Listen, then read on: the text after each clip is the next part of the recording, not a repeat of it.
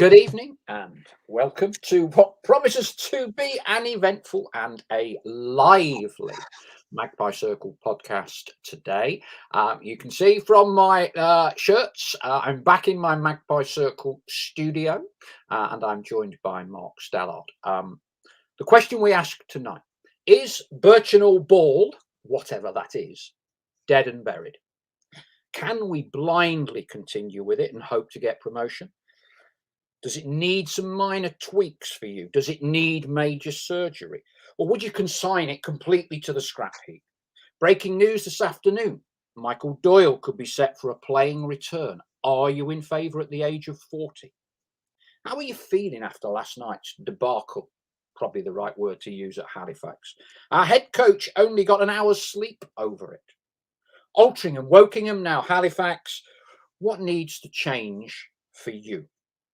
Joining us tonight, it's the man who has seen all three games, which is I'm not sure whether that is a pleasure and a privilege or a little bit of waterboarding torture. One of Notts County's all-time great goal scoring legends, Mark Stallard, delighted to have you on the show. Yeah, good to be here, Paul. Maybe not in the circumstances I'd have wanted, but yeah, good to be here. It is good to have you back. We did say when you were last on at the start of the season, you said that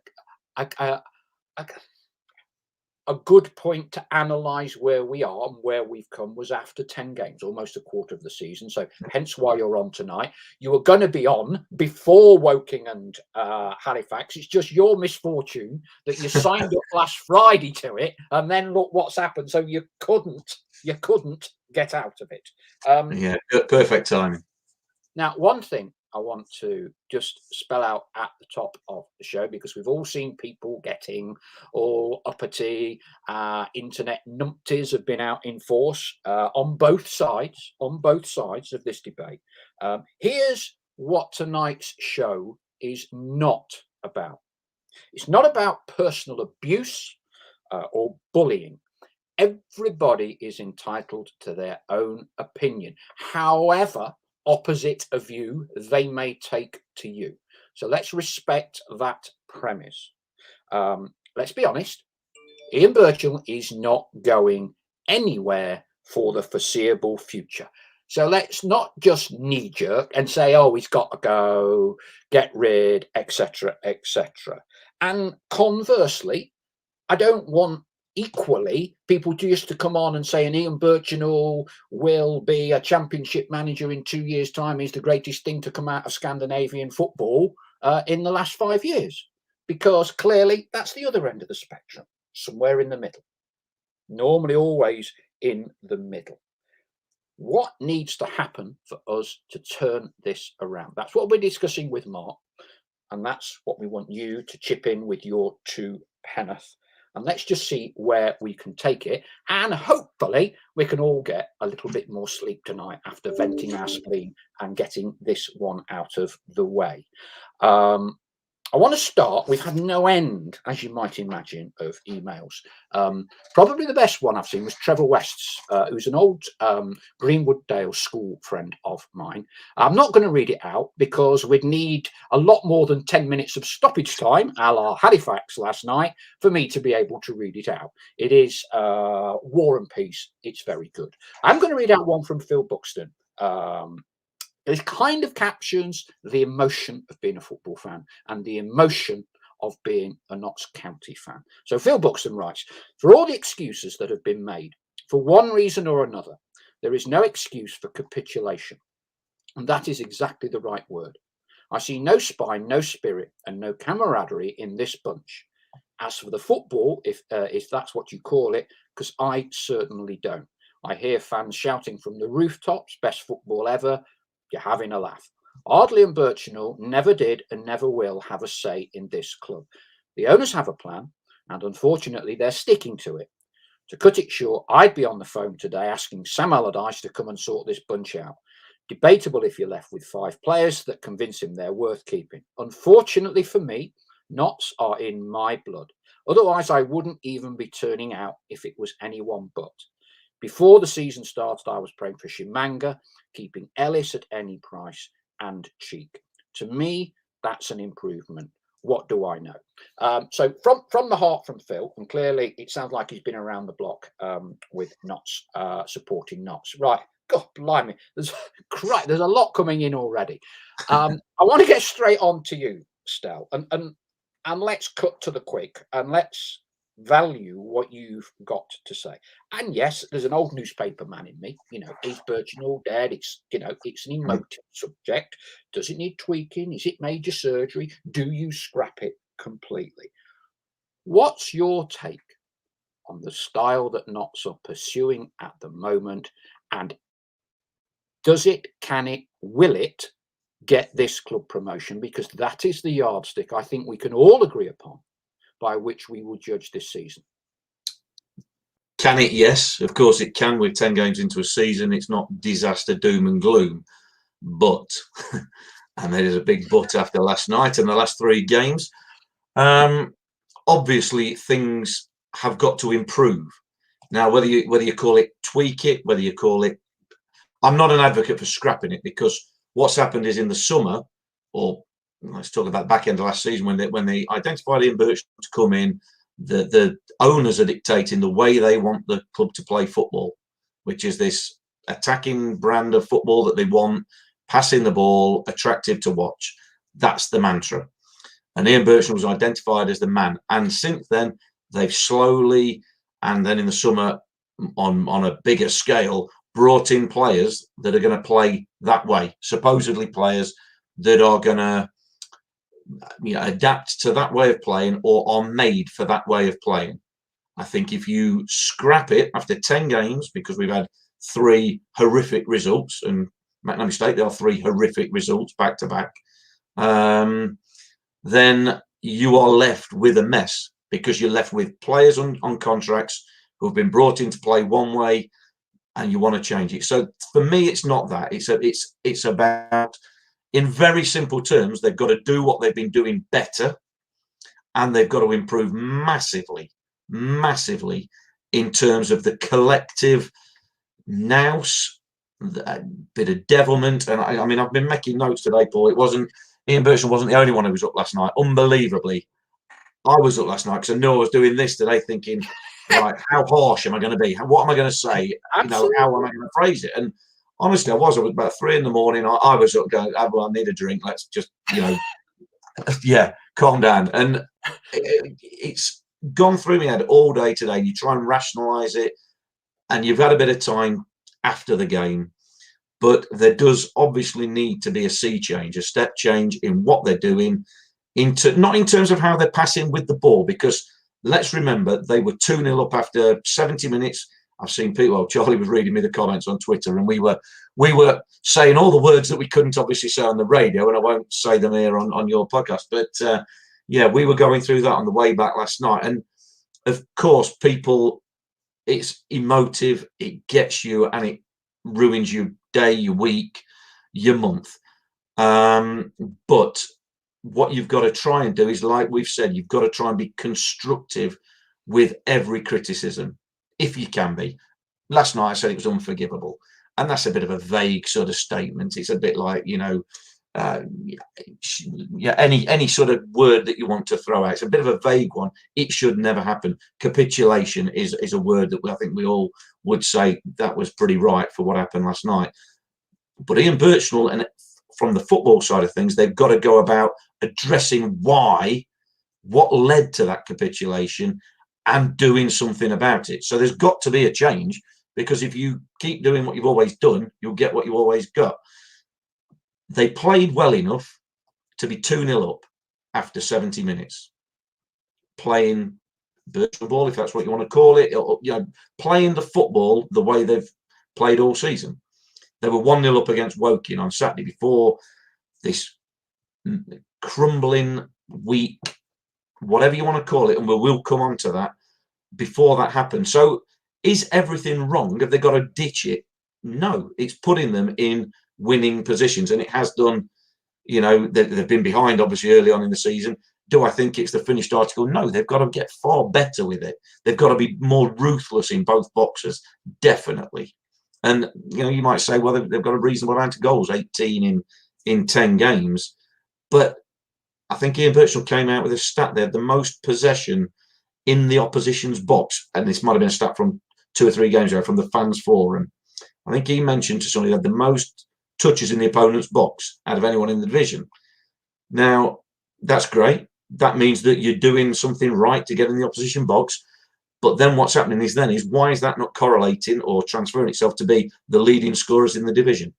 Because it's that lack of cutting edge, that lack of outright ruthlessness, killer instinct, real devilment. All the words we've used on this podcast before, I use on the radio, and it's the same in both boxes. And it's the other end of the pitch, really, that has been highlighted, certainly these last 2 games.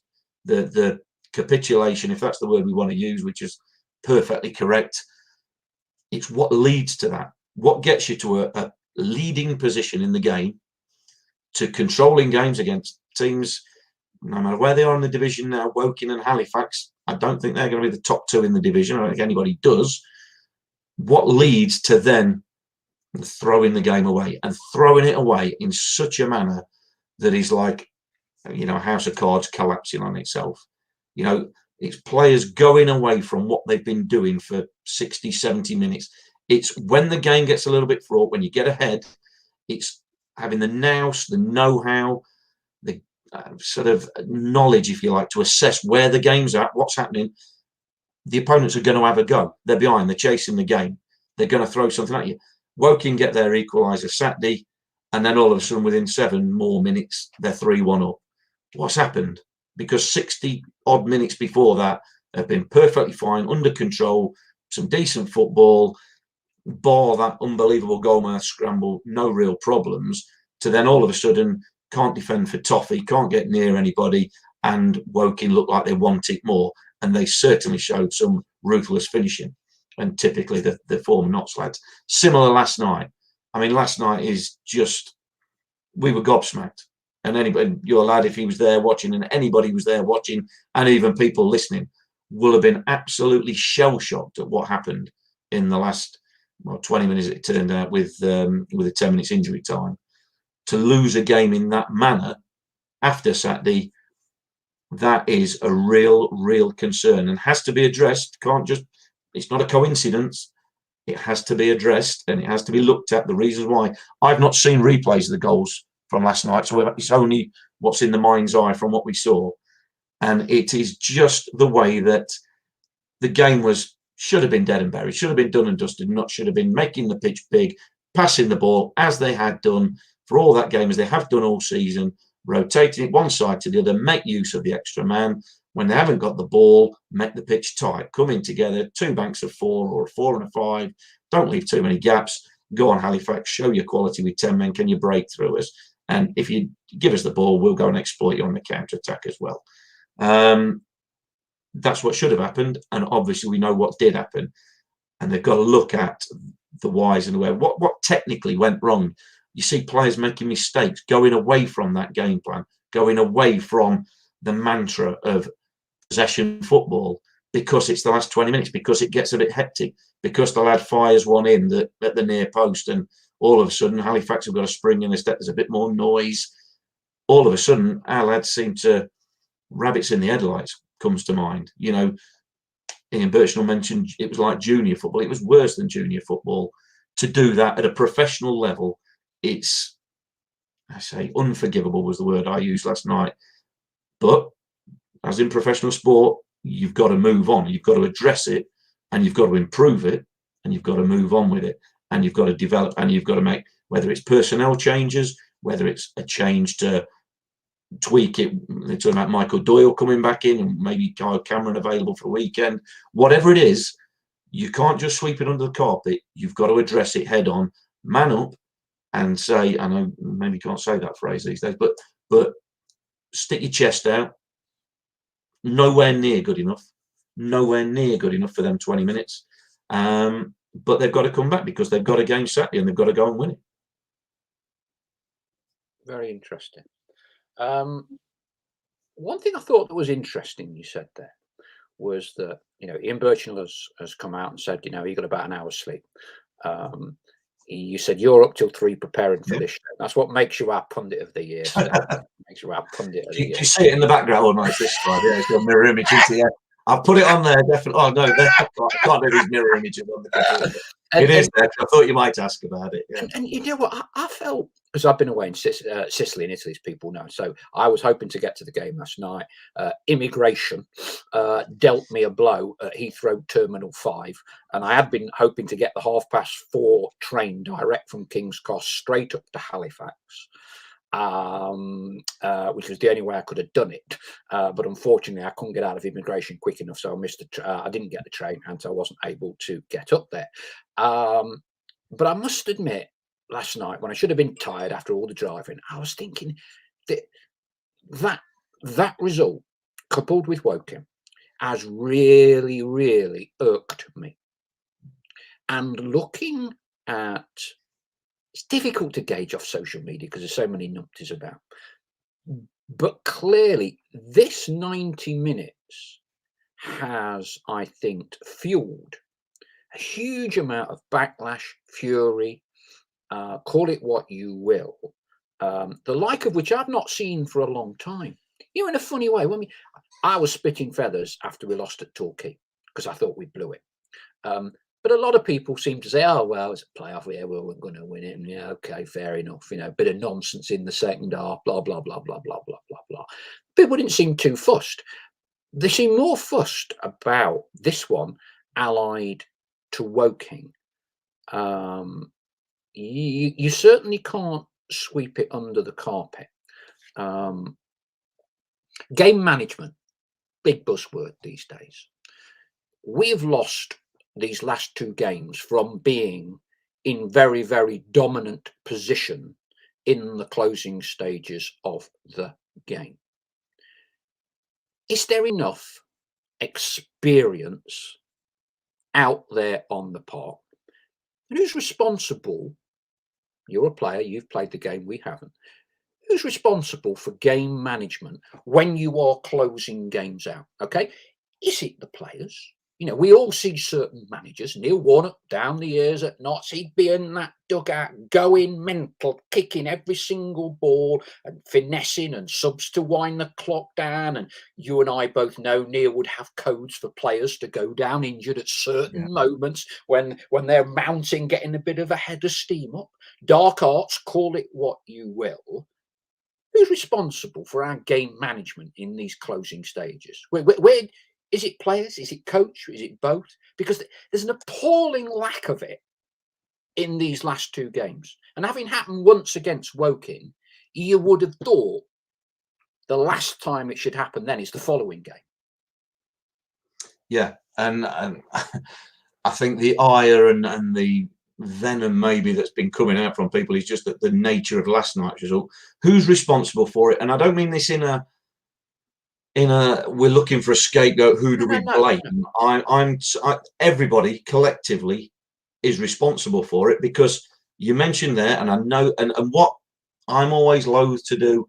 Yes, you can look at the past, and Neil Warnock. I played under a couple of managers who it was, you know, it was said in the training, you know, after we scored a goal, for the next 5 minutes, all we had to shout was shape. And everybody around the team had to shout it to each other. And it meant for 5 minutes, we were just going to stay 2 banks of 4 defensively and not look for a second goal. Obviously, if it was there, you know, something obvious happened. But we made sure we got 2 banks of 4 and a 2 back behind the ball. This was back in the day. 4-4-2 was the formation, if you like.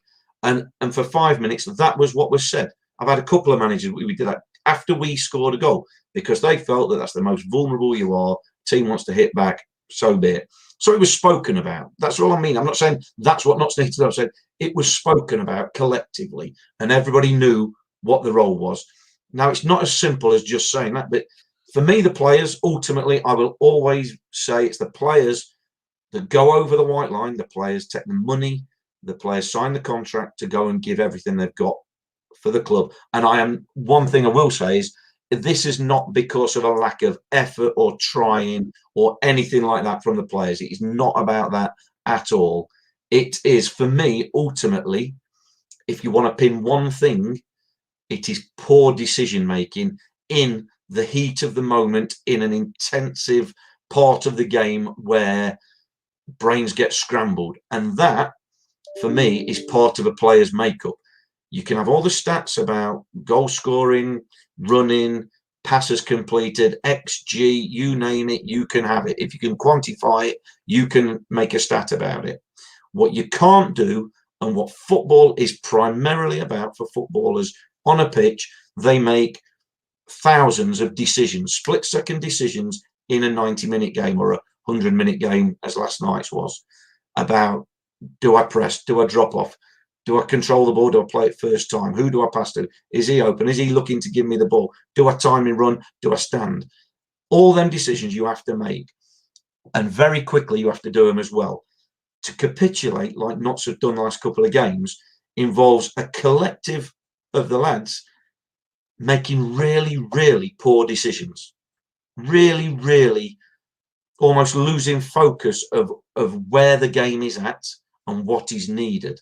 So they go away from the game plan, go away from doing the things. We can sit and say, well, they need to make the pitch big when they've got the ball, make it tight and condense it when they haven't got the ball, even if they wanted to. And they felt when Halifax got one goal back and it was 2-1, somebody on the, do you know what?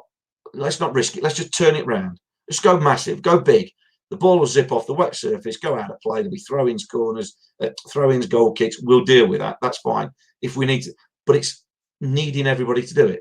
What happened last night and happened on Saturday as well, and has happened in other games this season, and a lot of it, you can't pin it down to any one person who made the mistake for the first goal, who made the mistake for the second goal. It doesn't work like that. It's generally a build-up of error following error following error in terms of decision making. So they had a couple of goals come down the right-hand side last night with a man short. And again, I've not seen them again, not seen them back, but it might have been players obviously not being in the right position to start with, maybe diving in, trying to win a ball, not getting the pass, not intercepting the pass. Then the next player thinking, oh, I better see if I can get the ball because they've got past my teammate, and him diving in, selling himself a little bit. All of a sudden, you've got 10 men with an overload down the right-hand side, and it leads to the second goal, and then the third goal where 2 men have got plenty of time in the final minute in Notts penalty area with a man down. Terrible decision-making went into it. So to come back to it, what do you do about it? You've got to deal with it. You have got to deal with it. It's happened on the Saturday. They should have dealt with it before then. They should have dealt with it before. But players will make decisions, mistakes at this level, but it's the collective mistake, following mistake, following mistake. When 70 minutes is decent, the 20 minutes to be so poor is the chalk and cheese that you cannot have, because a game is 90 minutes or 100 minutes or you know, you've got to do it for the game. You can only get judged on a game. I think we said before the game last night, they've played well in patches for me this season. Be that 45 minutes maybe at Barnet, where they were unbelievable first game, but Barnet were poor. And then in patches in games after that, where the football's flowed and it's looked good. But there's been other times where it's not looked good, it's not looked threatening, and they've looked a little bit loose at the back as well, particularly loose at the back. They've got to find a way of getting 90 minutes, and the decision making has got to improve, but you cannot quantify it with stats. That's got to be addressed in-house with a bit of video analysis and seeing what players' mentalities are like. You know, we've naivety is niceness. It's nice is a word I hate using about a football team, but I fear that at this minute, not so nice team. I used to use it in my career about crew. Whenever we played crew, because the Dario Gradi way, they brought youngsters through to, you know, effectively they were passing the ball ahead of the time. Don't get me wrong, they had some players, Neil Lennon's and Robbie Savages and players like that, who could put a foot in and do that. But they wanted to play. And every time you played them throughout the years, I don't think there's been a crew team that you didn't go into the game thinking they'll give us a chance here. They could play us off the park and beat us 5. But if it's not their game, they'll give you a chance. They'll always take a risk and give you a chance. And I fear that Notts, at this minute, other teams, having seen them conceding 4 against Woking, 3 last night, 2 earlier on in the season against Aldershot, 2 against Wealdstone, other teams will go, do you know what? Don't worry about all this football. Let them have that. They can do that. That doesn't get them anything. If you create a bit of carnage and a bit of chaos, then you've got every chance of not just getting a goal, getting a couple of goals, 3 goals. Woking get 4 goals in the last 20 minutes of a game. So you're never out of it. And unfortunately, that's what a nice team gives a lift to the opposition. They will go into games believing that, hey, you've always got a chance against Notts, so don't even worry if you're 1 down. They'll now say, don't even worry if you're 2 down. Don't even worry if you're down to 10 men. You will get a chance, because this Notts team, when put under a bit of pressure, when the heat in the kitchen is turned up a little bit, they melt, or they can melt. We saw at Wrexham that they can withstand a bit of an onslaught as well. So it isn't, inbuilt that they will collapse. But these last 2 games particularly, they have given themselves a mountain to climb to eradicate that. You know what it's like when you go to 1-0 to the Arsenal from years and years ago. Teams didn't go there thinking, well, if we concede 2 or 3, it don't matter because we'll probably score 3 or 4. They went there thinking, well, we'd better not concede because they don't concede many. So Notts at the minute are going to be right at the forefront. Yeovil will be chomping at the bit to play Notts on Saturday because they've just shipped 7 in the last 2 games. So it's going to be tough. They've got to address it. You cannot go hiding. There is no place for hiding in professional football. You've got to address the horror show that was last night, or the horror show that was the last 20 minutes of last night. You've got to address the last 20 minutes of Woking, and you've got to address at the same time what's not really been clicking throughout the first 10 games of the season, and then obviously emphasize the positives, the bits that have been working. But it's got to be for 90 minutes. It's got to be for 90 minutes. Some very, very good points. And I won't be able to read out everybody's comments. There are hundreds of really, really good and salient points. Here's a question for you, Mark, because you've obviously played under many managers.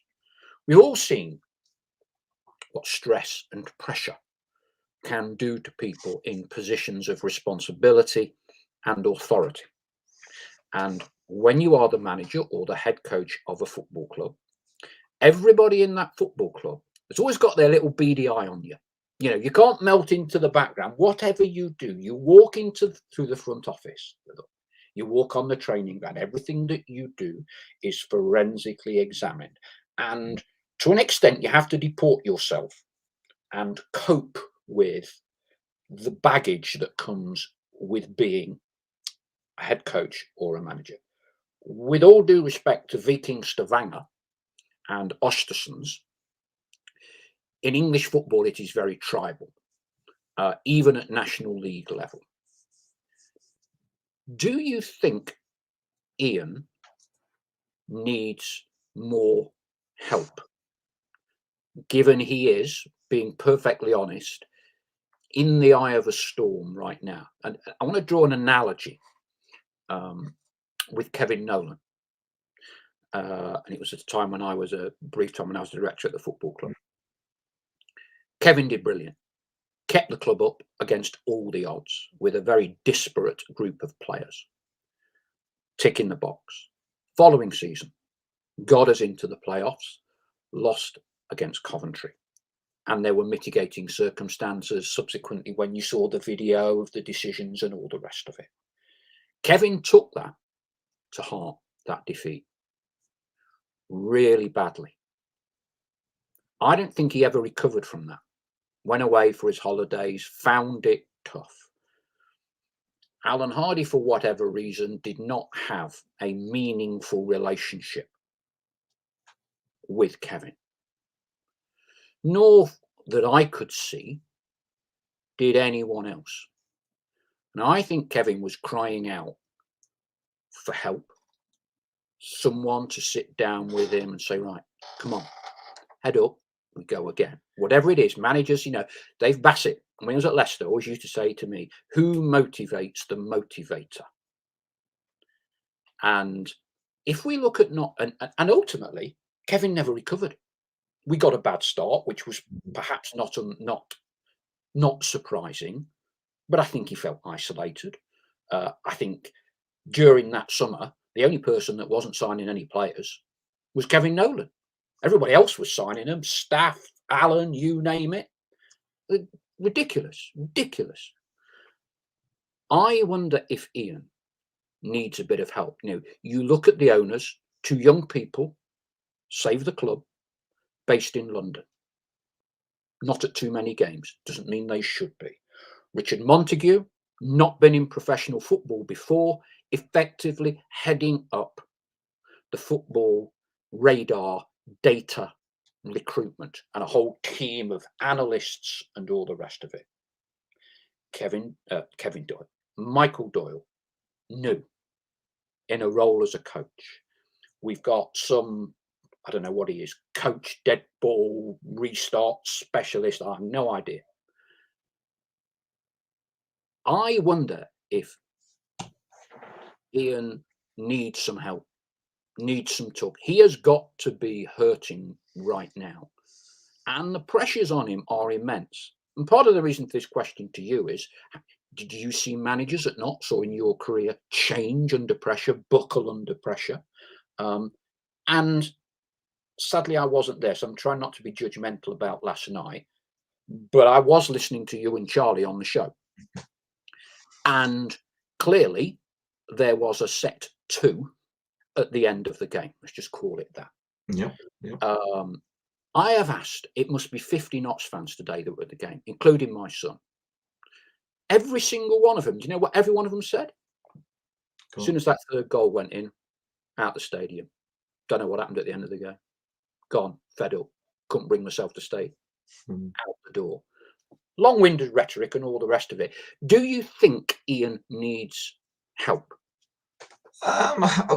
Honestly, Paul, I think the only person who can answer that would be Ian Burchnall himself. He strikes me as an articulate, clever, quite laid-back person, and you can't alter your personality traits particularly. You can't be, you can't not be true to yourself. But last night, obviously, with what was going off on the pitch, dictated a bit of aggro between the dugouts. No idea what was said, what cracked off, who started what. I'm guessing that Halifax were playing all sorts of games when their lad got sent off because they're 2 down, crying it all in, and then all of a sudden, goading and saying God knows what because they turned it around unbelievably. And I think Ian's frustrations boiled over a little bit. We went head to head with what I assume was their assistant manager at the end, but he broke away from that to clap the fans and back in. We've obviously never seen anything like that, but I don't see that as a bad thing. I think that it affects him like that is, he's not managed in England before. So he's new. You went through that list of everybody involved at the club, and there's a lot of new people in all areas that haven't experienced either professional football or the National League or both in whatever role you mentioned, from top to bottom. I do think, and this is not just Notts, but any club, I might have mentioned this before with you, Paul, I do think that clubs, I'm not a believer that you've got to have played the game to be a manager, be a coach. I don't believe that for 1 second.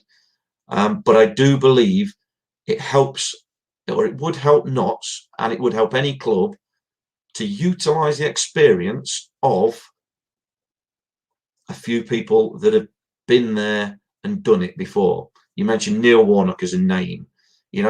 I don't know what Ian Burchnall's contact book is like. I'm sure Michael Doyle's got a decent contact book.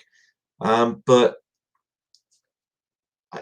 they're young men in the career, in the job, and there is also a bit of ego to it as well. You've got to believe in your way, and you can't be changing your mind. Oh, we've got a defeat, so I'm going to do something totally different. I'm going to throw it out. Now, this is more than a defeat. I know that, but Ian Burchnall can't now go away from what he believes in. But does he need some help? Only he will know that. Only he will know that. Whether he's got maybe the experienced people to call on, or the experience of people to call on who maybe know the National League, who maybe know the sort of games that a Halifax dugout will be throwing to you on a Tuesday night. I don't know. I don't know is the answer to that. But I certainly hope if he needs help, I certainly hope he's got a network of people to speak to he can trust, but also have got that experience, because I think speaking to people with experience is vital. I think that is vital in any walk of life. You wouldn't, so you don't go to your butcher's to buy your bread. You need people who know the arena. That's not me saying that Ian doesn't know it. I'm just saying if he needed to lean on people who have been there, who may have got experience of it and can speak with, you've got to trust them as well. You've got to sort of there's a million ex-players and ex-managers out there. They'll all tell you something different. So you've got to trust the person that you go to. What I see around Notts is a lot of intelligent, articulate people, but not a lot of actual football experience at National League level. And look, we're at the bottom of hopefully at the bottom of a massive dip at this moment in time. So everything we're looking for anything that might help. But only the true answer is only Ian Burchnall will know if he feels, crikey, this pressure, I maybe didn't realise it. I'm sure he did realise the pressure. I'm sure he's had pressure before. I'm sure he's been on bad runs before. But maybe in England with Notts, this is a little different and a little bit more vociferous than what you get in Scandinavia. I don't know Scandinavian football, so I couldn't compare it because I don't know Scandinavian football. But I think, if he needs help, then I certainly hope he's got the people he can trust. Michael Doyle would be one, obviously, but I certainly hope he's got people who may be outside of the club completely impartial, just to bounce off, just to lean on, just to ask a bit of advice if he feels he needs it. Yeah.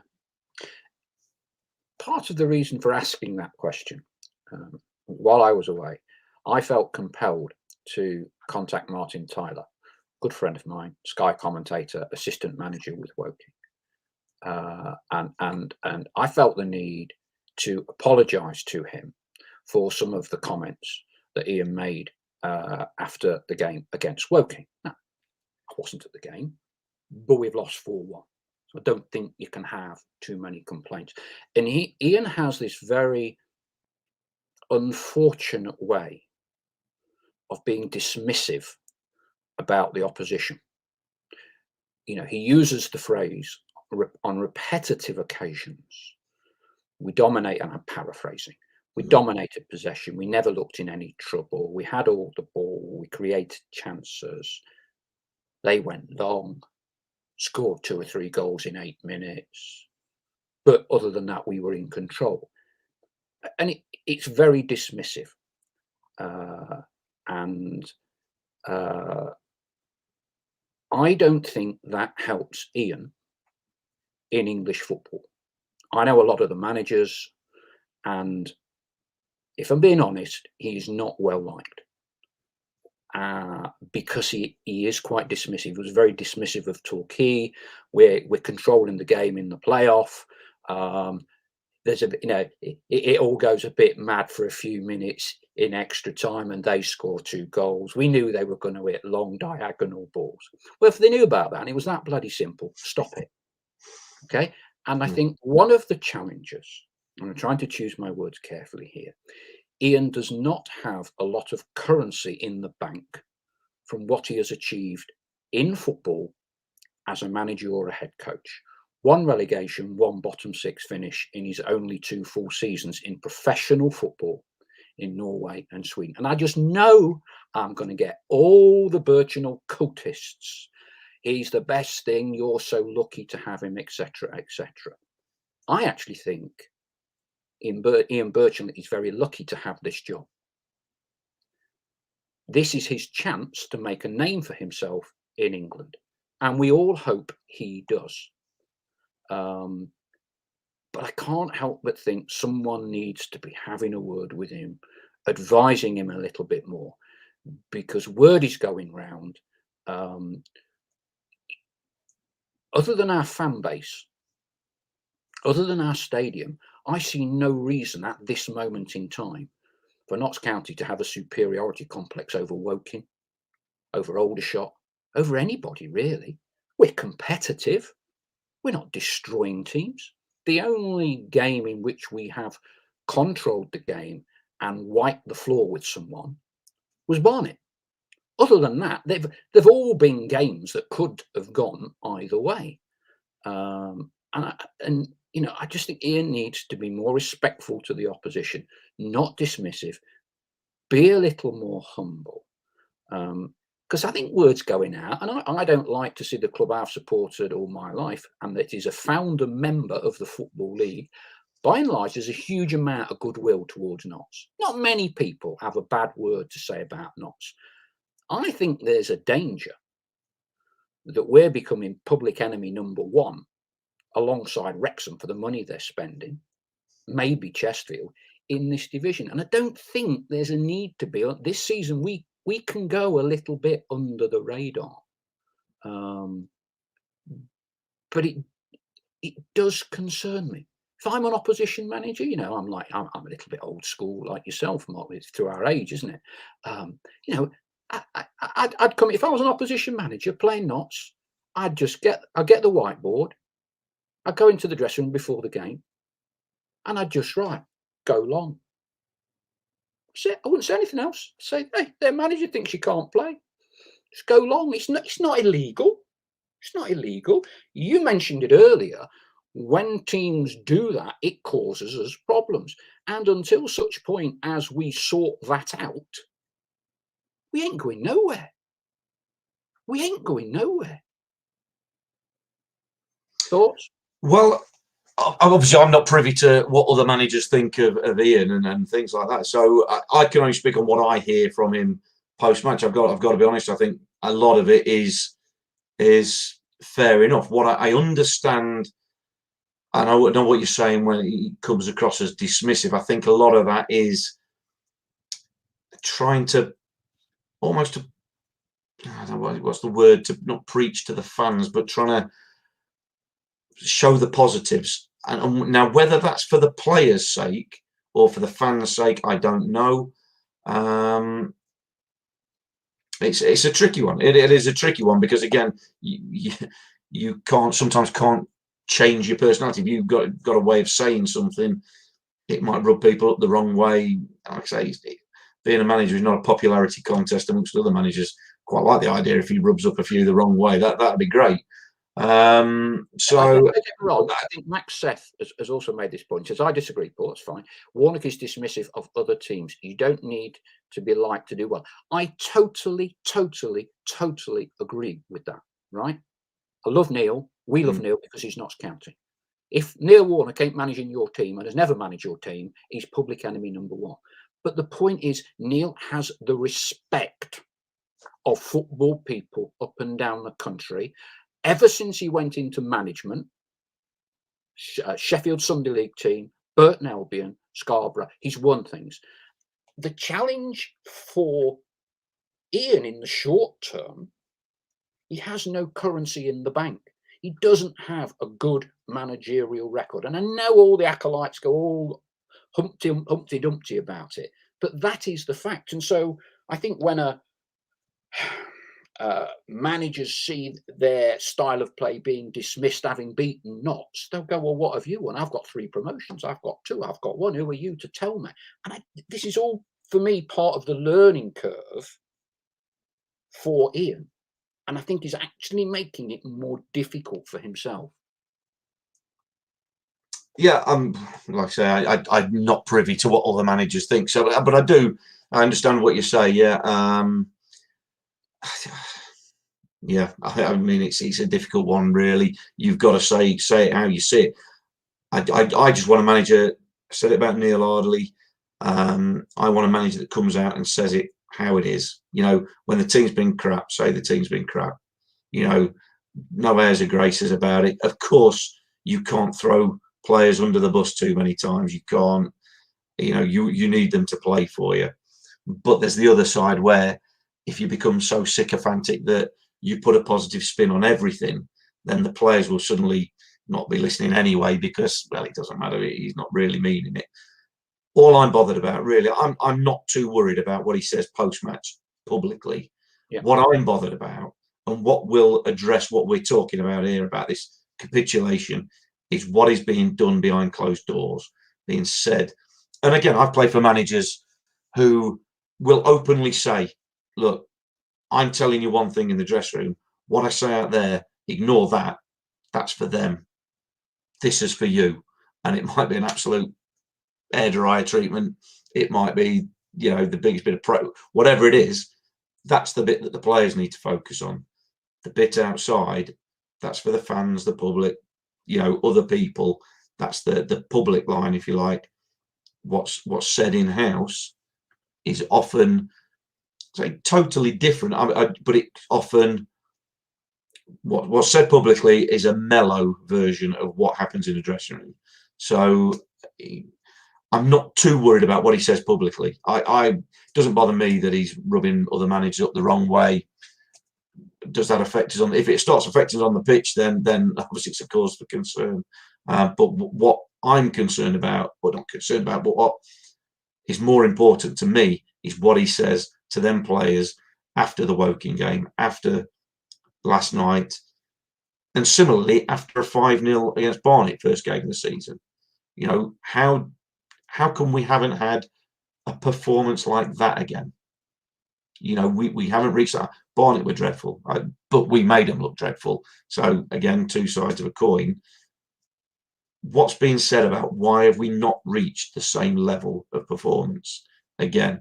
And what's being said after last night's capitulation? That's the bit that matters in-house to get a response from the players, because it certainly needs one.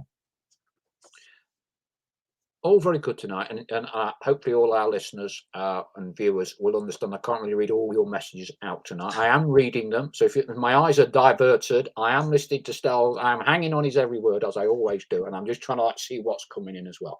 There's another theme I want to bring up, Mark, and you touched on it a little bit earlier with some of the comments that were made at the fans forum about statistics. Unquestionably, we have a data-driven model. Clearly, how you interpret that data, you can use it to your own ends as and when you need to. So we hear a lot about data. We hear a lot about the percentage of possession, XG.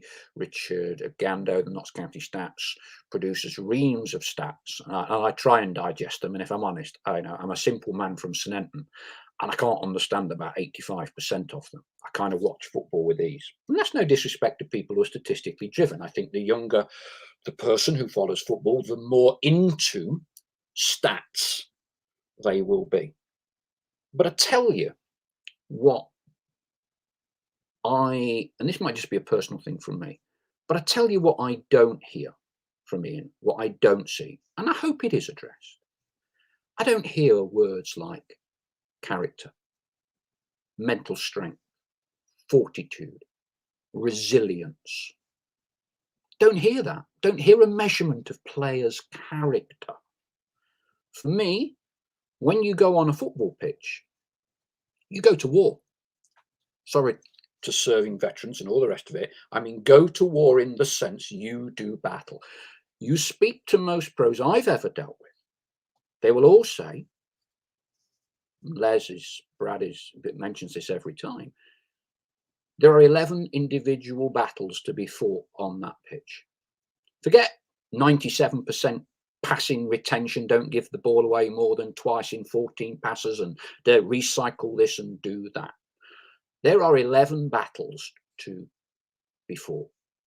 And if you're a right winger, you're up a left against the left fullback, 2 central midfielders against their 2 central midfielders, or whatever. And that is a battle for you to establish your superiority in that particular individual battle. And if you win most of those 11 battles, chances are you certainly won't lose the game.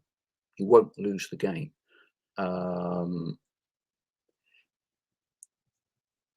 Is there enough character at the minute with these players? They are clearly all technically good players. That's why we've signed them. But looking at the messages tonight, time and again, you see Mark Ellis's name mentioned. We haven't replaced him. Doesn't fit necessarily the recruitment model for this football club, but possesses in abundance characteristics that many, if not all the other promotion chasing teams are looking for. What are your thoughts on that kind of debate? For one, I'm not saying one is right, I'm not saying the other, but what are your thoughts on that debate? Well, in general, I agree, completely with it. Football has changed, but on so many levels, on the very basic level, it hasn't changed. The change comes about in over generations. Football changes. You go through the decades, and there's a new team pops up playing slightly differently, and you will know. Like I say, we're dinosaurs in comparison to the youngsters now who, are stat based. They love it on the FIFA game, isn't it? There's stats and what have you. But the fact of the matter is, them stats weren't around 40 years ago. So now it's there. Like I say, you've got to. You'd be daft to ignore them. You'd be daft not to use them. But you mentioned it right at the start. Stats are only worth the ability to interpret what they're telling you, along with your own eyes. They're the best guide, obviously. They're the best guide, but stats can back you up. I spoke to Nico about this, who you have on, who obviously is involved at Exeter, and I spoke to a lad today who's high up in the account. I won't name him, but for Chef Wednesday, who rang me regarding Kieran Brennan. Obviously knew I watched the games, and they sent people to watch him last night, Wednesday. But he wanted another pair of eyes and another version of events, and same sort of conversation about, he's obviously involved in youth football now, similar sort of age to me, but he's, I wouldn't say wary of stats. He's of the opinion of me that stats help you massively, because if you've got to show a lad, look, I think you're doing this or that wrong, or you're not doing that, you've got some stats to back it up. If he wants to argue it, I don't think I am, Gaffer. But you've got to go down with your eyes. That is the best way of watching a football match, obviously, but it's the best way of telling what a player's like. So stats are an addition to your eyes. So, but what matters is, as you say, there's 11 battles basically on a football pitch. Rather than saying it's gladiatorial. You've got two teams and both want to win. And the sort of conversation like me and Charlie have sort of had before in our many miles around the country has been, I don't imagine in Roman times that the gladiator that gets carted off on a stretcher going, well, I had the best of the first 80 minutes there, but I mean, I'm going to be thrown to the lions now. So essentially, it's not changed. Having the best of the 70 minutes last night and getting beat 3-2 means we're on the stretcher about to be thrown to the lions because we've got nothing out of the game. So stats can help tell a story, but it's them 11 battles. It's the, I don't want to say, killer instinct. It's that ruthlessness. It's that professionalism. And all the bits that you can statistically analyse. I would love Football Radar to open the doors and say, these are the stats we've got. I don't imagine I'll ever get a proper insight into it because I'm sure that's in-house and private and but as a footballer, I look at it and go, there are so many things you can't statistically analyse in a game of football. Decision making is my biggest thing. If a defender hesitates for a split second, it's the difference between a goal and not a goal, potentially. How do you analyse that? How do you analyse that statistically? I'm not sure you can, but maybe they found a way. I don't know. Two crosses go in. Right back puts a cross in, and the centre forward makes a great run, leaps like a salmon, Ronaldo-esque, and heads it into the bottom corner. That right back's got an assist. right? On his stats, what a great player, and he does that 10 times a season. He's a fantastic fullback.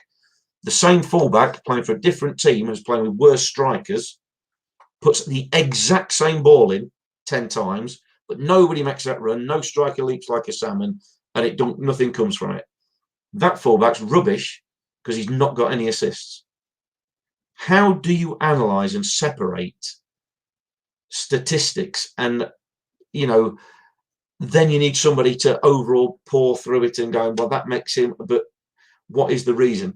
I was watching in a different sport, I was watching the Fletcher years, Duncan Fletcher for the cricket, just to digress a little bit.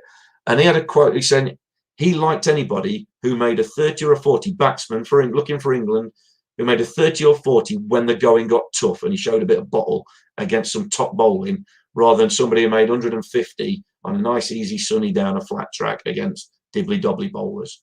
And so you can analyse stats, but you can turn them to say whatever you want. You've got to ally that with your own eyes, with knowledge of the game, with knowledge in general. You've got to be smart nowadays because all these guys are incredibly clever. But it hasn't fundamentally changed football. You have got to score more goals than the opposition. It's the only thing that matters.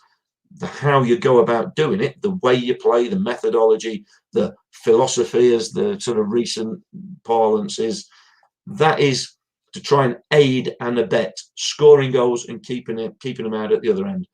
And on that end, to go back to that stat you said about, I don't know if you remember last time we were on, it was something about if we score 5 more goals and concede 5 less goals from set pieces, we've a 19% more chance of winning something. Just make that a little bit simpler. We need to score more and we need to concede less. End of.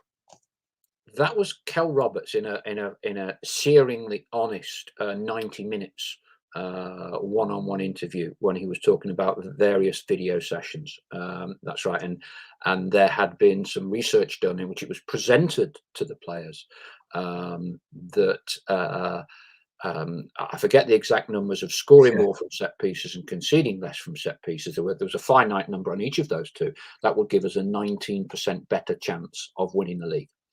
No idea how they compute that. No idea. And that's what I'm saying. I'd absolutely love to see well, I wouldn't. It would go way above my head. But how that has been computed, that sort of blows my brain, because you either get promoted or you don't. There's not a 19% more chance of doing it, but mathematicians will tell me there is. And on this theme, it's an interesting one from Losclough. Interesting question. Which I think is worthy of an answer. I'm not sure I have one, but it's a thought-provoking question. Do you think we've melded? There's a big word. Well done, Los.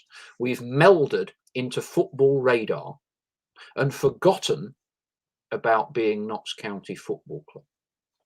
So I think the gist of Loz's question there is, we now don't have scouts going around the country.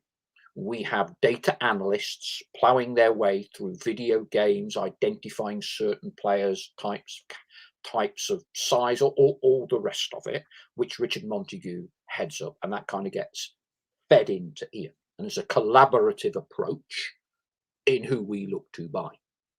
What do you think?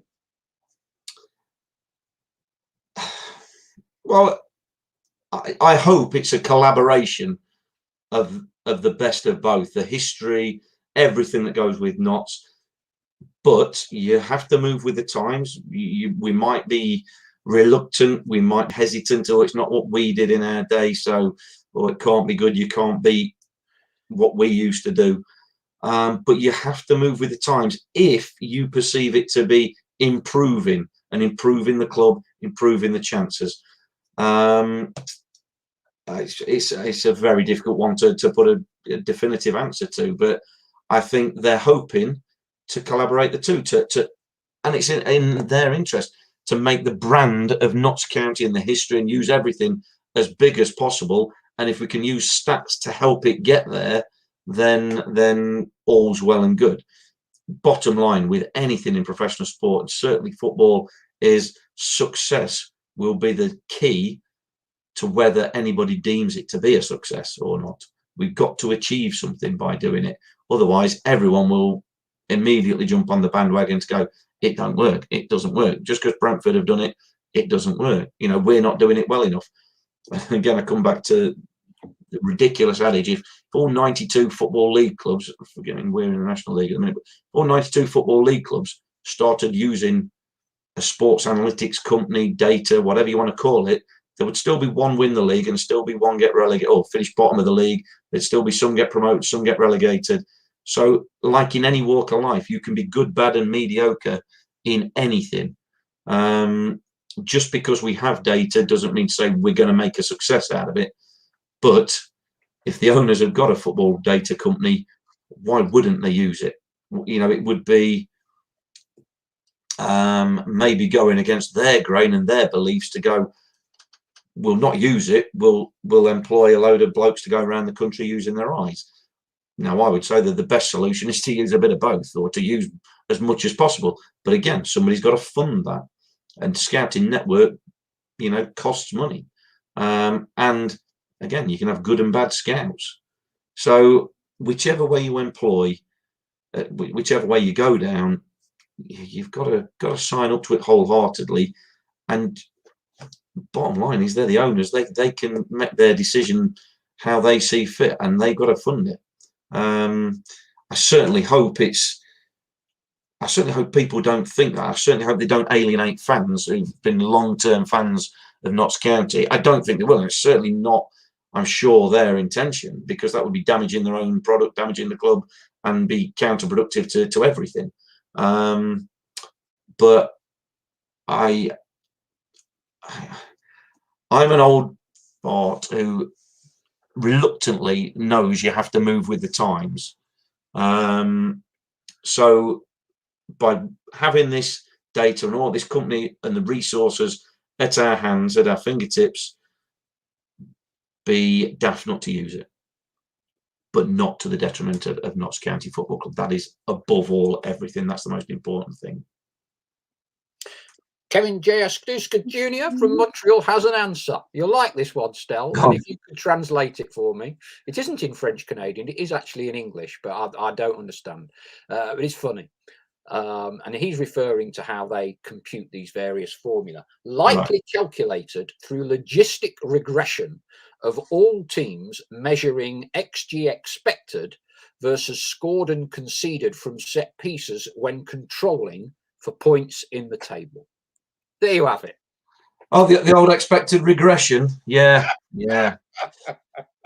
I'd say I reckon if you ever needed some bamboozle someone, Kevin J.S. Duska is the one to bring out in a meeting. Well, I mean, that's great. That's great. You don't understand. You say, Kevin, your thoughts. Just rebut it. You know. Yeah, and like I say, intelligent people will make, you know, no problems with that. My thing again with XG, just to pick that one out. Who decide? I mean, that is expected goals, isn't it? Expected goals from a certain situation, right? Yes. So watch Match of the Day on a Saturday night, or watch any football program on Sky, anywhere. You've got a panel of 3 pundits usually. And you could do it with me, Charlie, yourself, any of the fans, anywhere. Who says what is an expected, what you should score that or you shouldn't score that? Especially if it's coming from people who've never been in that situation. Is there some sort of, you know, what if a ball bobbles, but you're 5 yards out? You know, what if, you know, you're on your wrong foot? Who's to say, yeah, you should score that? Because there is no parameter of it that actually goes, well, that's a tough chance, to be fair. There's spin on the ball, whatever it might be. Who's to say what one person thinks is, that should be a goal, you should score that, and another person can't be exactly on the same page as you, unless they've got some way of doing it. I don't know. And this is what I said. I'd be fascinated. I really would love, because I do want to be open-minded to it all. I don't want to be closed off to it and be the old dinosaur.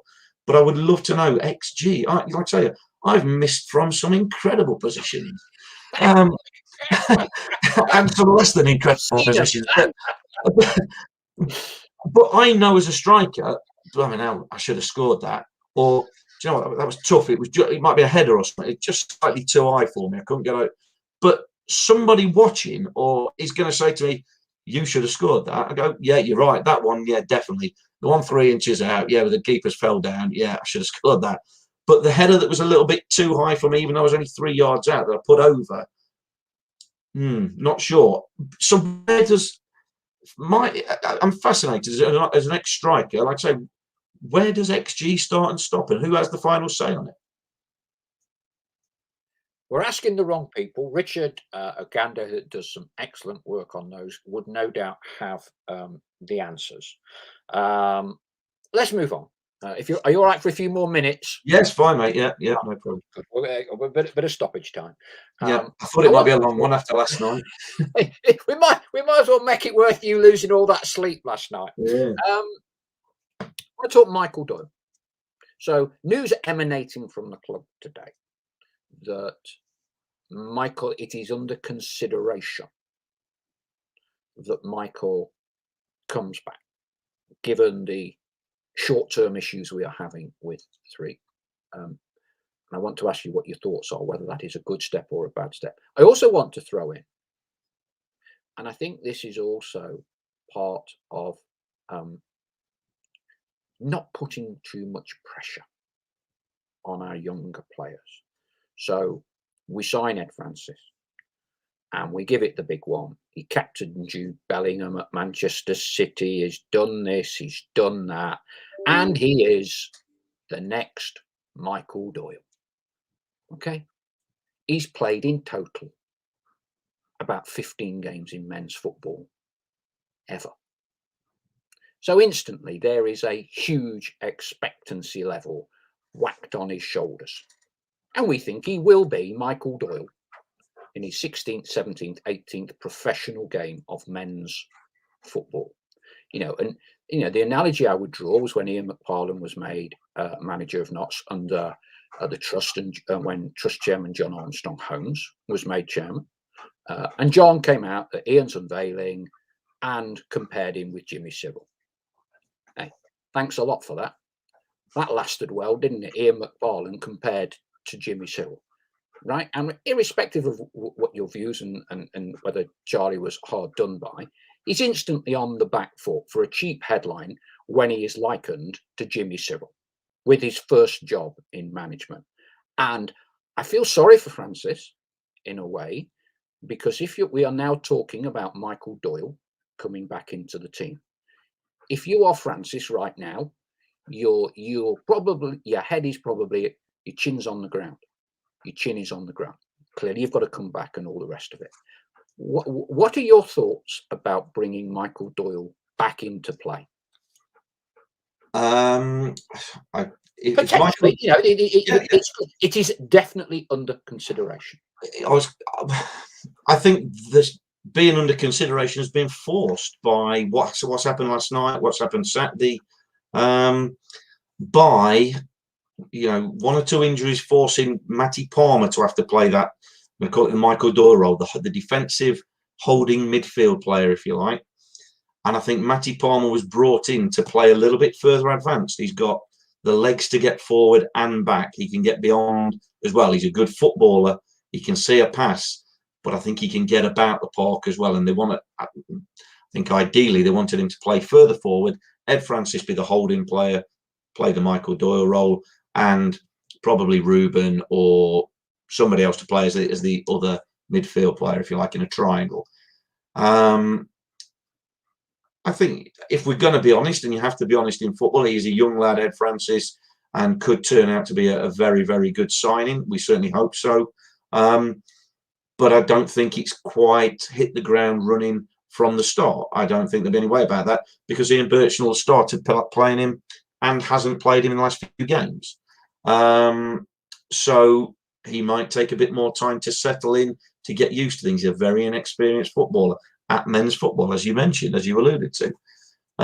So you've got Michael Doyle in the building, under contract, naturally fit, despite his age, naturally fit, got the ability. Why wouldn't you bring him out? Why wouldn't I say bring him out of retirement? Why wouldn't you consider whether he would be the best option. The bottom line is you want the best team on the pitch to beat Yeovil this Saturday. And if you think Michael Doyle will aid and abet that, and he's fit and ready and been doing the training necessary and he wants to, then I would have no problem with that whatsoever. Do I think Michael Doyle solves all the problems? No, I don't. Of course I don't. But I don't think it's a hindrance having him available. I spoke to him after it was the first game down at Barnet and asked him about, how do you feel about, not being out there? And he was, gave the answer, well, I've got a great opportunity and all that. And he is the age that he is. But I just think you want to win football matches. And if you think Michael Doyle helps you win a football match at Yeovil, and I see no reason why he wouldn't, then he's got to be under consideration. As long as he's willing, as long as he wants to, which I can't imagine he wouldn't. But, and yes, you might go, well, Ed Francis's chin might be on the floor if that happens. But football is a cutthroat business that needs results now, not in Ed Francis's future, which we hope is rosy and goes on to play many games and hopefully for Notts and whatever and all that. You need results now. It's a now-based industry. Not, yes, you've got to have an eye to the longer term with developing youngsters and things like that. But in the situation Notts are in now, after the 2 defeats and 3 defeats, but the 2 in the manner that they came, it's about winning the next game. It's not about, is this going to maybe knock Ed Francis's confidence? And we don't know Ed Francis. He might not. He might take it on the chin and go, yeah, do you know what? I just need to up my game a little bit. The manager's picked me. I've had a few chances. I'm now out the team. Now, why is that? And he'll have sat down, I'm sure, with the manager and he'll have spoken to him about it. Michael Doyle will speak to him about it. What better player to learn off in that position? And let's face it, Ed Francis has got 19 years to learn it before he's Michael Doyle's age. So he's got plenty of time. So football is all about the here and the now. So if Michael Doyle being available, if Ian Burchnall thinks, and Michael Doyle will have a say in it, obviously, if he thinks that's the way to go and he thinks that can get the best result against Yeovil, then absolutely. Frank Vincent's name has cropped up. We haven't seen him yet. And basically everyone's saying, where is he? When Frank signed for the club, he was recovering from an injury, was late starting pre-season and has in effect been building up his fitness. It is another debatable point as to whether we should be signing players who are not fit for 2 or 3 months. But in answer to the question that people are bringing up at this moment in time, basically he didn't get a full pre-season under his belt, and so he is steadily getting that level of fitness that the club believe means he is capable of playing football again in the National League. Here's another one for you. A lot of people say Notts are not physical enough. Warriors, gladiators of Rome, 11 individual battles, all of that sort of stuff, which I'm totally on board with. So for me and for everyone, not everyone, but most people who went for their player of the season last year with the Magpie Circle, in addition to choosing you as a pundit, went for Dion Kelly-Evans. I believe on one of their excellent sister podcasts, Notts County Talk, they also went for Dion Kelly-Evans. Given that there are question marks about mentality, character, resilience, strength, fortitude, all those things that we don't seem to produce statistics on. What are your thoughts on DKE kind of now having gone from player of the season? Bit parties is disingenuous and unfair, but he's far from a regular starting pick now. What's your take on that? Firstly, I thought last season, yeah, he was in the contention for player of the year. I think it was difficult last season. I think, like a lot of players, if I'm being absolutely honest, I think his attitude and everything about him epitomises getting the maximum out of yourself. I think that is what he epitomises as a footballer to me. I think, like a lot of players, if we're being absolutely honest, like a lot of players in these first 10 games for Notts, I don't think he's hit his best form by any stretch of the imagination. So I think that's why he finds himself in the team for a couple of games, out the team for a couple of games, coming off the bench for a couple of games. The reason Notts have got 15 points from 10 games, you mentioned it earlier, they've got good quality players. But how many of them good quality players in these 10 games have played to the best of their ability? And this is what we're talking about. Players' form is different to whether a player's got ability and their attitude. Form goes up and it goes down. And it's very rarely on a level playing field. I think Dion, like a lot of Notts players, have been up and down in these 10 games. And you could go through the team individually. It's a little bit unfair to just mention him as one name. I would say Alex Lacey, another one. I've said him last season. Was it last season? I called him a Rolls Royce of a player, of a defender at this level. I think he's been, obviously he's had his injuries. I get that, and he's been brought back in maybe a little bit quicker than necessary. But I think he's been below his best. But again, I don't want to pick names out because I could level that at everybody pretty much throughout the team. I don't think anybody, if you went around the Notts dressing room and asked them all individually, I think they're an honest bunch. I think they're a good bunch of lads mentally, in terms of they seem to have a good dressing room. They seem to hold their hands up to things. I think they will tell you themselves that they have not reached individually and certainly collectively, but I don't think any one of them would claim to say, in the first 10 games of this season, I've played the best I've played in a Notts shirt. I'm struggling to think of anybody. I think Sam Slocum's had a couple of dodgy incidents, but I still rate him as a goalkeeper. Like, what happens is, I dislike saying I rate somebody, but then they make a mistake and going, oh no, now he's rubbish. It's form. That is form. It's different. It's a different thing. We've all been through bad runs of form at times. We all do something brilliantly well sometimes, and you think, don't quite know. I played golf the other day, and it's Sunday, Monday, and I played well on Sunday and played absolutely shocking on the Monday. And it was nothing to do with the 15 points on Sunday night watching the Liverpool Man City game either. But it can change. And I don't think Cal Roberts, I don't think he's hit his top form. I think he'd admit that. Ruben Rodriguez, he's not hit the top form despite his goal last night. And despite, you could look at stats and say Ruben's got 4 goals this season. Cal's got 4 goals in 10 games. That's a decent return. Kyle Wotton, 5 in 10. It's decent returns, decent numbers. But I reckon if you asked each one of them individually, they'd say, have you played your best in them 10 games for Notts, the best you've played? They'd all say, no, I was better. Cal would say he was better, the season before last, when the season got curtailed. Ruben, the back end of last season, he's not reached that height again.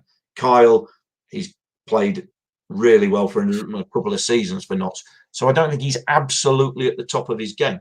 And I think you could go through the team. And when you do that individually, I'm not saying they're playing badly individually, but when you do that through a team, it adds up to a collective that isn't quite bubbling and boiling. They give us that hope at Barnet with a 5-0, and you think there could be some teams in for trouncings this season. It's not really materialised in that first 10 games. Not to say it won't do, but they have got to improve. And we're back to sort of where we started the conversation at, based on last night. There's got to be massive improvement in game management and defensively as a team from last night. There's another easy one. You look at the group of players we have this season. You look at the group of players we had last season. Have we improved? Are we better? No. Not at this moment. Not at this point in time. No. The league table, the statistics, whatever you want to base it on, tells you that. Your eyes tell you that. And for the same reasons I've just sort of gone through there, that we have got good players and the potential is there to be better, but potential never wins you a league. Potential doesn't get you in the playoffs. Actual results dictate how good you are deemed to be. And at this moment in time, we are the 10th best team in the division, but realistically, we're probably about 12th on a points per game average, because teams around us have got games in hand on us because they've not played as many games. So last season, I don't think we drop down that far at any point. I don't think we did. So you have to say, no, at this moment in time, we are not stronger than we were last season. But that's not to say that that is where we're at now. And just like we've just lost 3 games, win the next 3 games, and suddenly we'll be going, well, I tell you what, maybe we've got a chance of being better than last season. That's how football can change. And that is about the only positive you can spin on anything at the minute, because football is just that bizarre that they could do what they've done in the last 20 minutes, the last 2 games, but then go and beat Yeovil Saturday and then go on. I know it's Tamworth in the cup after that, isn't it? But then Stockport and Bromley, Grimsby, games that you think, crikey me, we're losing to Altrincham, Woking. They might just.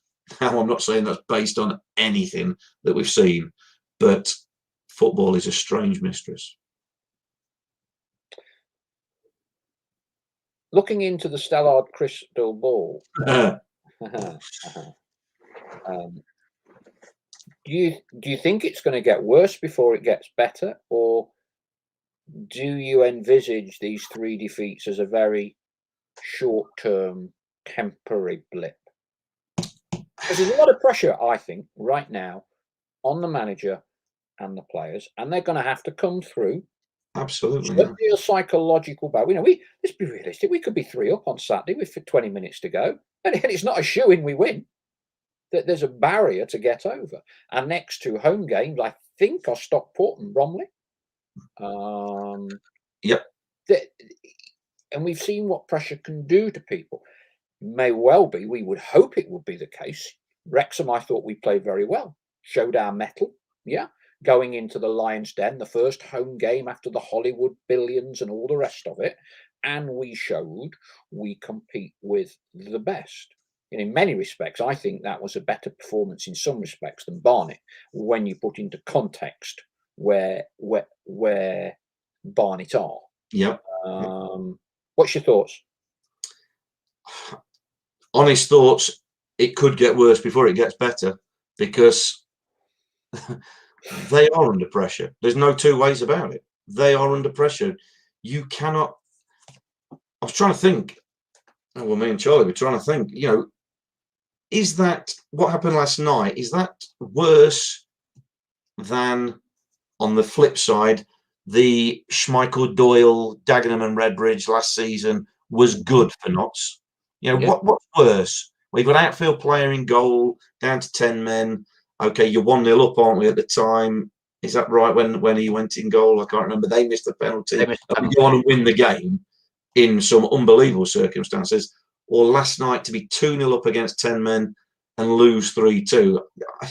In my head, that's worse than that is good, if you know what I mean, the flip side of it. So it's the sort of result that happens once a season in any given league. It's a ridiculous thing to happen. Be 2-0 up, 20 minutes to go against 10 men and lose. It's just a ridiculous thing, and we've used all the words possible for it. So they are massively under the magnifying glass Saturday. They pressure, whatever you want to call it, they are not going to be safe until that final whistle's blown. There is no situation that is safe. If you can lose last night, you can lose any situation in any game ever. But that's the way it should be. That's the way it should always be addressed. You're never home until you've got something. I talk about, not wanting mentality to change to protect something when you're 1-0 up, say half time or whatever. You haven't got anything. All you've got is a lead, but it's until the final whistle goes, that's what you've got. So they are under pressure. They will be scrutinised. They will get all the slings and arrows on social media, Twitter, and whatever that comes with it in this modern world. You know, it used to be just in the, you know, the terraces and the stands, and you got it there and then. But now it's social media. You get it as well, and you have to deal with it. And it needs that mental strength. That's such a focus of everything in life now, not just professional sport. It needs mental strength to be able to deal with it, to put it on a shelf and say, right, yeah, fair enough. We've let ourselves down. We've let the club down. But we're big enough and strong enough to go on Saturday and give it everything and be absolutely damn determined that we're getting a result come hell or high water. And we ain't going to leave the manager to go out there and talk about, well, we had 70 minutes where we dominated possession. We're going to get him a result, get him 3 points, get ourselves 3 points, and just start this upward curve again and gradually get out of a slump. That's what you have to do. It's a roller coaster throughout a season. We've said it on many an occasion, but my word, that is one hell of a dip we've just taken. And finally, looking at the table, we're halfway, we're 10th. Grimsby are the early season pace setters. We are 8 points behind them. Boreham Wood, despite selling Shimanga, are doing very well. Chesterfield, who I think a lot of us thought might. Dagenham, a bit of a bargain basement surprise package, although they knocked back a little bit. What's your take so far this season? Are Grimsby going to be the one to beat or not? Or do you still see a Wrexham coming through? Well, I think you've still got to see the clubs that have spent money being strong, because with no transfer window, I think they could spend again. You know, I think they've gone this far. They might go all in between now and the end of the season. You just never know. Grimsby have been, you know, gone quietly about it. Nobody really talked about them in Southend. Southend completely down the other end of the table. But the two relegated teams usually get looked at quite under some good serious scrutiny each year. But because of the money that's been thrown about by Stockport, Chesterfield, Wrexham, they've kind of gone under the radar. And Paul Hurst, good manager, good lad, has quietly gone about his business, brought in a lot of players, and he's got them playing. Now, obviously, having not seen them play this season, I can't tell you whether I think they're going to last the distance or not. But you've got to fancy the clubs that have spent money to put in a run at some point. I thought Stockport have been a big surprise for me. I thought they'd be really strong, but it's not happened for them for whatever reason. Again, I'm not privy to see them play week in, week out. So it's just one of them leagues at this level. You can pay money and still not be guaranteed, because it takes an injury, it takes somebody coming for a pay packet and then easing off the work rate, and things can go wrong. So it's very, very difficult, is my way of sitting on the fence completely at this early stage of the season. But I'm hoping and praying that knots come good. You know, because we're in a hole at the minute does not mean that's the way it's going to be for the next 34 games. I pray it isn't, and like everybody does. But sometimes you just can't see it. We're transporting you from the Radio Nottingham commentary point to manager's stroke / head coach's office at Notts County Football Club. And you've got a hotline to Alexander and Christoph. Do you think Notts need to go into the transfer market to strengthen this group of players? Yes. Okay. You know what in an ideal world, yes. All right. Okay. What do we need? I think we need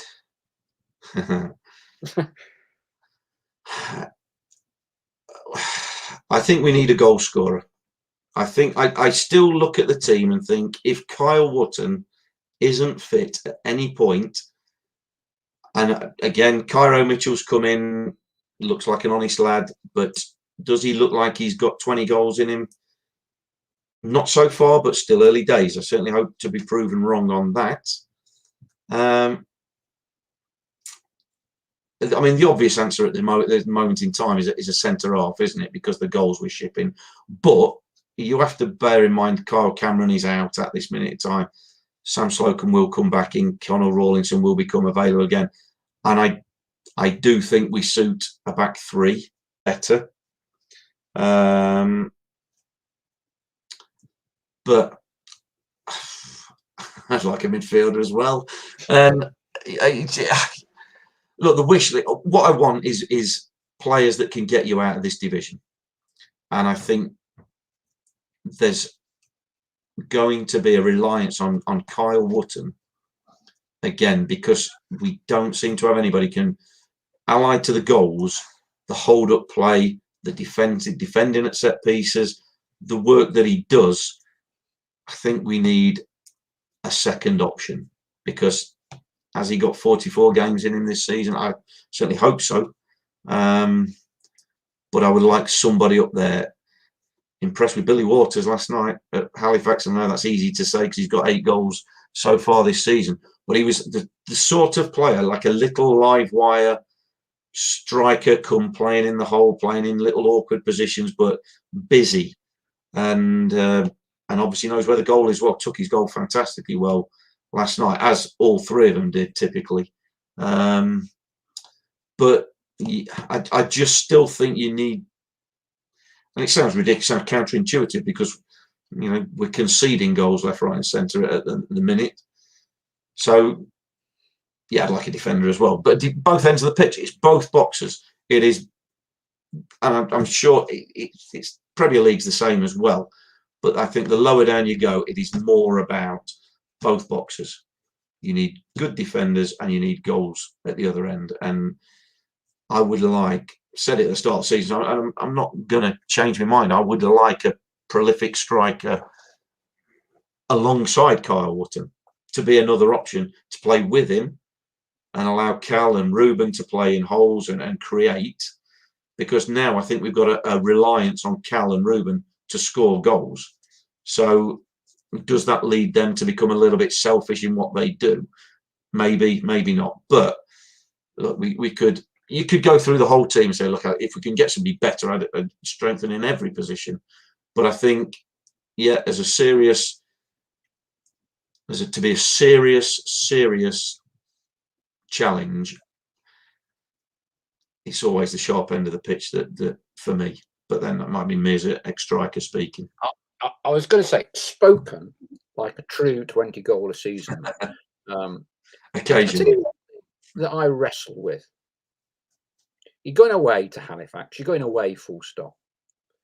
How difficult is it to put out a team that has Kel Roberts, Aaron Nemani, and Ruben Rodriguez all playing? And we know their offensive capability, but I think it's fair to say defensively, you're not going to get a great deal from those 3.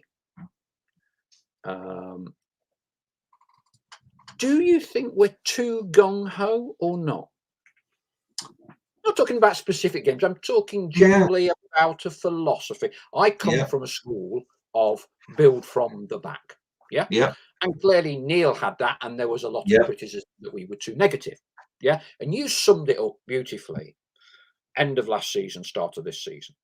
You said not a lot's changed between the 2 coaches, whichever way you dress it up. Results are broadly the same, but we score more goals and we concede more goals with Ian Burchnall at the helm than we did with Neil Ardley. But there has not been a massive sea change in results between either manager. And I do find it interesting that you have people very, very loyal to Neil Ardley who just swipe bat in Burchnall away, and all the people who campaign for Ian all just swipe Neil Ardley away. The reality is very little difference until these last 3 defeats in results. Very little difference. Yeah, and I think, isn't that the modern world, isn't it? When people show their colours, if you like, show which side of the fence they sit on.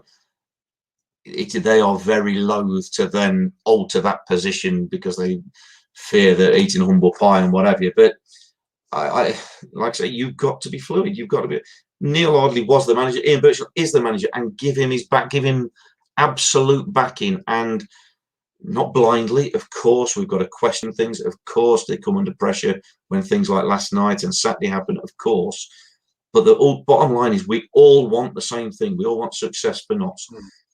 Do I think we're too gung-ho? No. But the caveat the worry I have is, again, I go back to the sort of crew analogy and things like that. If you're a footballing team full of players who are good footballers, good with the ball, can pass the ball, see a pass like that, the issue you have, the hardest thing for a coach is to get them to do the transition. And that is when a pass does go astray and you're out of possession of the ball. It's to make them good players on the ball into a good team without the ball. And that, I think, is where, when the games have got a bit hectic, there's been a bit of chaos thrown in, whatever word you want to use about it, when the opposition has basically had a bit of a go, we've been found wanting. And you could go through all the teams, go, yeah, decent players, decent on the ball, yeah, look at the passage of play from X, look at the 30 minutes we had here, look at the 40 minutes we had there. Really good football, really good flowing. Look at the stats, we're scoring goals, but also look at the stats, we're conceding goals. Look at the stats, we're conceding them in bunches in the last couple of games.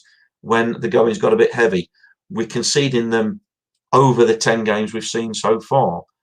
2 clean sheets so far, I think. Is that right? 2 clean sheets?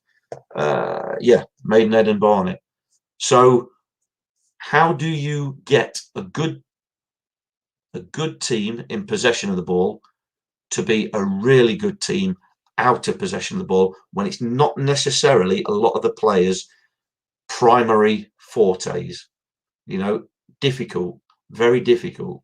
And that is the difficulty you have when you hang your hat on being a footballing team, to then have enough size and physicality and drive and devil about yourself when questions get asked. We know they've got it. Go back to the Wrexham game. But you can't keep saying, oh, we've got it. Go back to the Wrexham game. We're now 10 games into the season. Go back to the Woking game. We didn't have it. Go back to the Halifax game. We didn't have it. So that is the difficulty. And we can all pick individual instances out where, look at that passage of play. Look at that defending there. Look at this here. It's about doing it over 44 games as it is this year. 44 games, the most consistently. And the best team, as ever, will win the league. At this moment in time, we're not the best team. We're nowhere near the best team over these 10 games. Thankfully, we've got 34 more games to go to try and improve to get us somewhere near being the best team in this division. We get a chance if we get in the top 7 of winning the playoffs. But long way to go till that. It's a massive shout given the back of last night. But I'm trying to find something of positivity to say that the world hasn't ended last night, but we are in a hole. And a nice, short, easy little trip to that very accessible, he says with a hint of sarcasm, town of Yeovil on Saturday. Are you heading off straight after to the show tonight to get down there? Yeah, we should have left 20 minutes ago. No, it's yeah, we're going down and we've got the third amigo, Lee Curtis, is coming down with us. I think Saturday. I think he's going to meet us somewhere on. I think he's going to meet us somewhere en route. Yeah, he said about it last night. So, so my God, we could be hanging ourselves by the time we get anywhere near, well, down the M5. Are you going there and back, or are you on BBC Radio Nottingham's 5-star hotel policy on Friday night? No, we're down and back in a day. We are down and back in a day. So, yeah, that's always a pleasure doing that sort of trip. But like I say, we don't want to be coming back with the same result and the same way of going about it as the last 3 games. But that's the beauty of football. You have always got a chance in the next game. As optimistic as people say, oh, you don't know what you're talking about. We are crap. We are this. We are the other. What has gone is gone.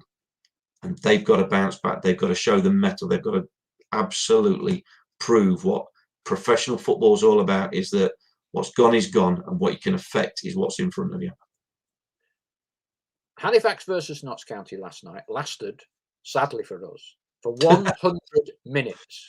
Oh, yeah. We have now done 100 minutes of this Magpie Circle Live, which seems like a pretty good point to end it on. Hope everyone has found it marginally more entertaining than last night, or at least marginally less torturous, I think would perhaps be a better way of putting it. Thank you to everyone tonight for sending quite literally hundreds of observations, questions and thoughts. Sorry I couldn't read them out tonight. Hope you all understand. My thanks to Mark for donating his time as always. It's great listening to you. Hopefully it's been a cathartic experience. Hopefully straight to bed.